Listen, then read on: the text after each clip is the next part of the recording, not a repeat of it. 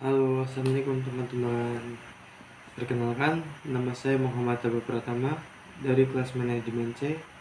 Di sini saya akan menjelaskan tentang pengertian hukum bisnis di Indonesia dan hukum perjanjian. Mari kita mulai dari hukum bisnis di Indonesia terlebih dahulu. Istilah hukum bisnis merupakan sesuatu yang masih baru di Indonesia. Kata bisnis dipinjam dari bahasa Inggris yaitu business, yaitu artinya urusan, usaha atau melakukan kegiatan yang bermanfaat dan mendatangkan keuntungan dan berguna. Kegiatan demikian di Indonesia dikenal dengan istilah dagang, sebagaimana diatur dalam Kitab Undang-Undang Hukum Dagang STBL 1847 Nomor 23. Para pelaku usaha atau bisnis di Indonesia pada saat ini hampir tidak pernah menggunakan kata dagang, akan tetapi seringkali menggunakan kata bisnis yang sesungguhnya artinya lebih luas, meliputi investasi, produksi, pemasaran, pembiayaan, kekayaan intelektual, persaingan usaha, dan sebagainya. Oleh karenanya, sudah sewajarnya apabila saat ini lebih layak menggunakan istilah hukum bisnis, karena ketentuan-ketentuan yang diatur dalam kitab-kitab undang-undang dagang sudah tidak dapat mengikuti perkembangan perekonomian pada saat ini.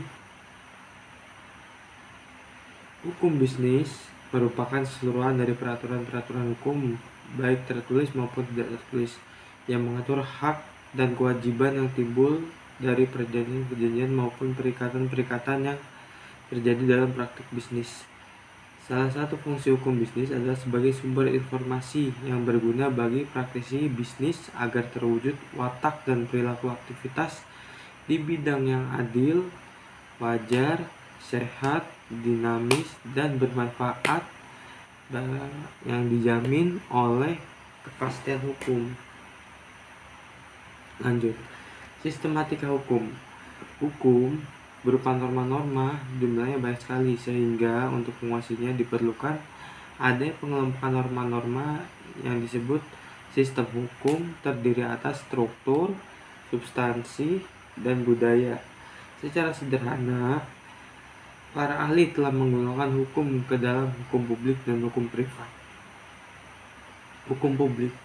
Hukum publik mencakup peraturan-peraturan hukum yang mengatur kekuasaan dan wewenang negara, serta mengatur hubungan hukum antara anggota masyarakat dan negara, yang termasuk dalam hukum publik yaitu 1. Hukum tata negara.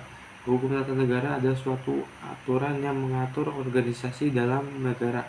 Ruang lingkupnya berupa seluruh organ negara, hak, kewajiban, hubungan, serta tugas masing-masing dalam melaksanakan kenegaraan. Hukum pajak merupakan bagian penting dari ilmu hukum yang mengatur kewajiban perpajakan dan warga negara, serta membebankan pembayaran pajak yang harus dibayarkan oleh wajib pajak dan pemerintah negara bagian. Hukum pidana. Hukum pidana adalah hukum yang mengatur pelanggaran dan kejahatan terhadap kepentingan umum dan diancam hukuman berupa penderitaan atau siksaan. Hukum administrasi negara adalah keseluruhan ketentuan yang mengikat alat-alat perlengkapan negara, baik tinggi maupun rendah, setelah alat itu akan menggunakan kewenangan-kewenangan kedatanegaraan. Hukum privat.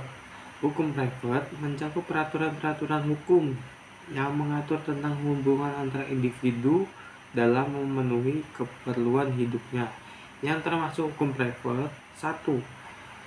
Hukum perdata. Hukum perdata adalah serangkaian peraturan hukum yang mengatur hubungan subjek hukum yang satu dengan subjek hukum yang lain, dengan menitik beratkan pada kepentingan pribadi dari subjek hukum tersebut. Hukum dagang. Hukum dagang adalah serangkaian peraturan hukum yang mengatur hubungan subjek hukum yang satu dengan subjek hukum yang lain, dengan menitik beratkan pada kepentingan pribadi dari subjek hukum tersebut. Subjek hukum. Menurut hukum, manusia merupakan orang-orang yang berarti pembawa hak, yaitu segala sesuatu yang mempunyai hak dan kewajiban atau pendukung hak. Ini disebut subjek hukum. Oleh karenanya, setiap manusia dalam suatu masyarakat adalah merupakan subjek hukum. Secara konsekuensi, dari pendapat bahwa setiap manusia merupakan orang, maka ini berarti bahwa tidak dikenal perbedaan berdasarkan agama, jenis kelamin, suku, ras, warga negara, dan strata sosial atau kaya dan miskin. Semuanya adalah yang merupakan subjek hukum. Subjek hukum terdiri dari 1. Manusia. Kenapa manusia termasuk subjek hukum? Karena menurut hukum, tiap-tiap seorang manusia sudah menjadi subjek hukum secara kodrati atau secara alami. Anak-anak serta balita pun sudah dianggap subjek hukum. Manusia dianggap sebagai hak mulai ia dilahirkan sampai dengan ia meninggal dunia. Badan hukum. Badan hukum dalam subjek hukum yaitu segala sesuatu yang berdasarkan tuntunan kebutuhan masyarakat itu oleh hukum diakui sebagai pendukung hak dan kewajiban. Kita lanjut ke hukum perusahaan. Di Indonesia dijumpai berbagai macam bentuk badan usaha yang sebagian besar adalah merupakan badan usaha peninggalan zaman pemerintah Belanda, yang beberapa di antaranya telah diganti dengan sebutan dalam bahasa Indonesia. Namun demikian, sebagian masih banyak yang menggunakan nama aslinya, misalnya Firma dan CV. CV artinya Commanditaire Vennootschap. Hukum organisasi perusahaan di Indonesia memiliki sumber hukum sebagai berikut. 1a. Kitab Undang-Undang Hukum Perdata yang dikenal dengan nama Burgerlich Wetboek yang diberlakukan sejak tahun 1874. Terus kitab-kitab Undang-Undang Hukum Dagang yang dikenal dengan nama Wetboek van Compandel yang diberlakukan sejak tahun 1874.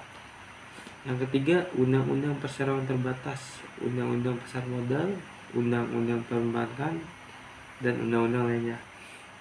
Peraturan perundang-undangan yang diterbitkan dalam berbagai bentuk peraturan, misalnya peraturan pemerintah, peraturan presiden, keputusan menteri, dan sebagainya. Kebiasaan dan jurisprudensi pendapat para ahli hukum. Badan usaha yang berbadan hukum. Badan usaha yang berbadan hukum yaitu 1. PT Perseroan Terbatas. Dalam undang-undang ditegaskan bahwa perseroan adalah badan hukum yang merupakan persatuan modal yang didirikan oleh berdasarkan perjanjian melakukan kegiatan usaha dengan modal dasar yang seluruhnya terbagi dalam saham dan memenuhi persyaratan yang ditetapkan dalam undang-undang ini dan peraturan pelaksanaannya. Perseroan terbatas dalam kurung Persero. Persero adalah badan usaha milik negara yang dibentuk berdasarkan Undang-Undang Nomor 9 Tahun 1969 yang berbentuk perseroan terbatas yang seluruh atau paling sedikit 51% saham yang dikeluarkannya dimiliki oleh negara melalui penyertaan modal secara langsung. Yang ketiga, yayasan. Yayasan pada prinsipnya didirikan dengan maksud tujuan membantu masyarakat atau bersifat sosial yang berbentuk badan atau lembaga non-profit yayasan sekarang telah memiliki dasar hukum, yaitu Undang-Undang Nomor 16 Tahun 2001 tentang yayasan, yang kemudian telah diubah dengan Undang-Undang Nomor 28 Tahun 2020. Mungkin 2004 ya. Koperasi. Tujuan utama koperasi yaitu membangun perekonomian rakyat. Koperasi yang anggotanya bersifat sukarela dan terbuka memiliki ciri khas yang selalu diawasi oleh para anggota yang merupakan guna jasa-jasa koperasi, dan dengan adanya persamaan hak dan kewajiban yang menunjukkan dasar dari koperasi yaitu demokrasi. Mengenai pembentukan koperasi dibagi menjadi dua, yaitu koperasi primer yang dibentuk oleh 20 orang dan koperasi sekunder yang mungkin ya banyak. Badan usaha yang tidak berbadan hukum. 1. Persekutuan perdata. Definisi dari persekutuan perdata adalah suatu persekutuan di mana dua orang atau lebih mengikatkan diri untuk memasukkan sesuatu ke dalam persekutuan dengan maksud untuk membangun keuntungan yang terjadi karenanya. Persekutuan perdata dikatakan sebagai bentuk permitraan dasar, bentuk usaha yang biasanya dipergunakan oleh para konsultan ahli, notaris, dokter, arsitek, dan profesional sejenis lainnya. Yang kedua, firma. Firma adalah bentuk permitraan yang umumnya digunakan dalam bidang komersial sebagai usaha perdagangan dan pelayanan. Dalam firma, menurut pasal 17 KUHD, setiap mitra dalam firma mempunyai hak untuk bertindak atas nama firma dalam lingkup kegiatannya dan mengikat firma terhadap orang-orang ketiga, kecuali dia yang menyatakan menolak hak tersebut. CV atau Complementary Verhonsep, yang bisa disebut juga perseroan komanditer, adalah suatu perusahaan yang didirikan oleh satu atau beberapa orang secara tanggung-menanggung.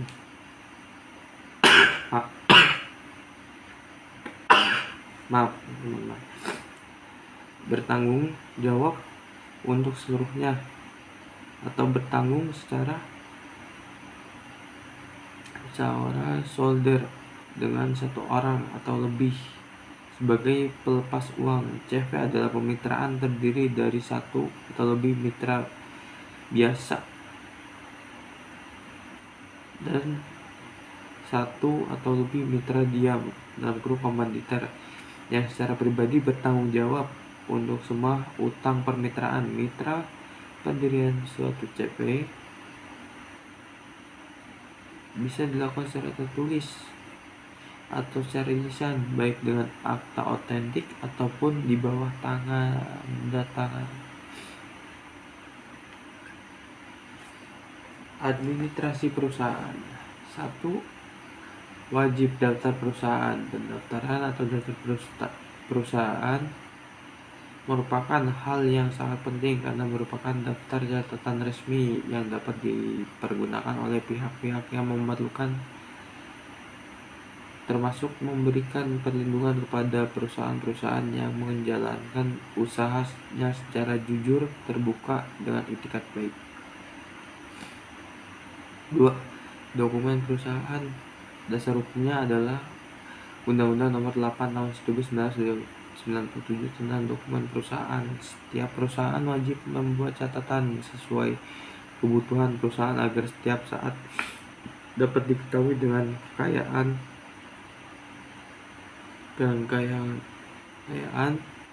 utang, modal, hak, dan kewajiban perusahaan untuk melindungi kepentingan perusahaan, pemerintah, maupun pihak ketiga.